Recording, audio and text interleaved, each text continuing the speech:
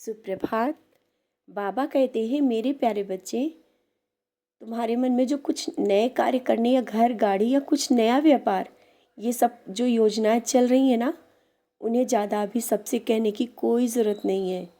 जब वो कार्य उनके सामने होगा ना, तो स्वयं अपनी आँखों से देखेंगे।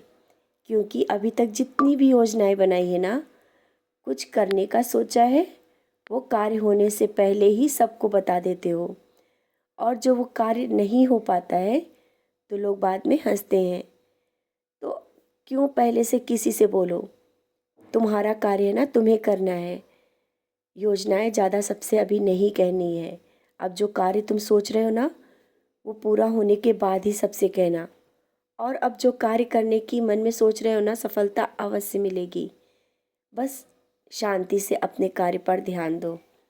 ऐसा नहीं कि एक बार नहीं हुआ तो अब भी नहीं होगा। अपने नकारात्मक विचार को मन से निकालकर नई ऊर्जा के साथ अपनी योजना पर कार्य करो। कार्य अवश्य पूरा होगा। और जो बीत गया, जो बात हो गई, उसे बार बार सोचकर क्यों परेशान होते हो। मैं देख रहा हूँ तुम अपने अतीत में खोए रहते हो। बच्चे, जो पल बीत गए उसे सोचकर अपने आने वाले कल को खराब मत करो। क्योंकि जब तक तुम अपने अतीत से बाहर नहीं आओगे ना, तो मैं जो तुम्हें देना चाहता हूँ ना, वो तुम स्वीकार ही नहीं कर पा रहे हो। इसलिए जो बीत गया उसे भूल जाओ, आगे बढ़ो। बहुत कुछ करना है तुम्हें अपने जीवन में।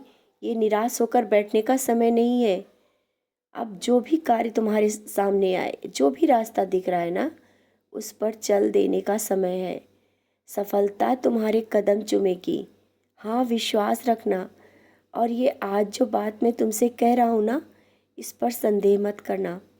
क्योंकि बहुत से कार्य तो तुम्हारे संदेह और भटकाव पर ही रुक जा रहे हैं।